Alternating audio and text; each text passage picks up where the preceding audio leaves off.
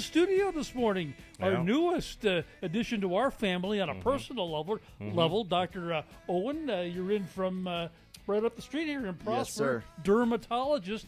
I was checked out the other day, and the good doc gave me at least another year or two. Good for another 100,000. There you go. Good. Hey, Dr. Owen, first of all, let's bring everyone up to speed. What's the name of the practice? Yeah, so it's Lockhart Mater Dermatology here. It's at the corner of Coit and 380 for those that are familiar in the Dallas area.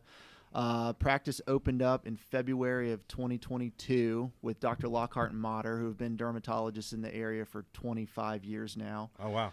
And I joined them back in August. My wife and I, we finished our training and residency at Tulane in New Orleans. And we moved here in August and joined them, and been loving it ever since. Let's talk a little bit about it. First of all, we live in Texas. We're here in Texas, although heard around the country. So I feel like everyone really needs to kind of focus on this a little bit. Everyone deals with making sure that we want to, avoid skin cancer. Now, skin cancer is something that, like, there's different, like, levels. Like, you can get it, and, if you get it early, talk about the severity of skin cancer a little bit. Yeah, sure. So there's a bunch of different types of skin cancer. The most common two is going to be something called basal cell carcinoma. In fact, I had that for dinner last night. hey, you might have. So we know 1 in 5 Americans will get one of those in their lifetime. It's very common. Okay. Then there's squamous cell carcinoma. That's second most common. And then you got the big mama jama, the scary one, melanoma. Melanoma is more rare, but if you get it, it's a lot more serious, right? Okay.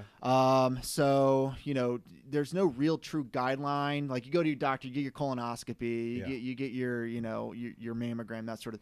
There's no real guideline for skin cancer screening, despite skin cancer being by far and away the most common cancer in the world.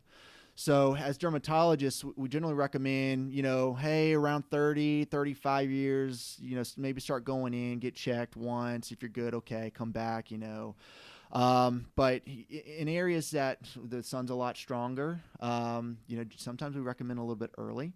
Okay. If there's a family history of skin cancer, it can certainly make you more at risk. But if we catch basal cell skin cancer early or even late, it's generally not going to kill you. We generally can cut it out, zip you up, send you on your way. You're likely going to get another one, but that's where we come into play. Squamous cell is a little bit more serious. Yeah. It can spread. It can metastasize, especially if you got some on the head and neck area. That's a little bit more important. And then melanoma. Okay. Melanoma can spread fast. It can go everywhere, and it can kill a lot of people. Yeah. Unfortunately, my wife's grandfather died of melanoma. He was a guy who worked for the Water and Power, I believe, company in Los Angeles for like forever. One of those guys who was outside every day. Yeah. Back in the day, I don't think they were really, taking care of their skin, I hear right? Baby oil and iodine. That's all I hear. Yeah, right? Yeah. That's my era. Yeah. Yeah, but we Sereno Beach, Los Angeles. We live in a different era now. Look at we want to take care of ourselves. And like you said, we're not like Batman. We don't live in a cave. We're all in the sun, right? Absolutely. so we play golf as much as we possibly can. We're out there at least 4 or 5 hours, for a round of golf. Golf is big here, especially in Texas. And right now it is summertime, although summertime really has nothing to do with it, right? Because, the sun's out every day for the most part, even when it's not that sunny. Absolutely. Some of the worst burns I've seen have been people coming back from ski trips, early spring up in the mountains. So you're right. Year round, it's important.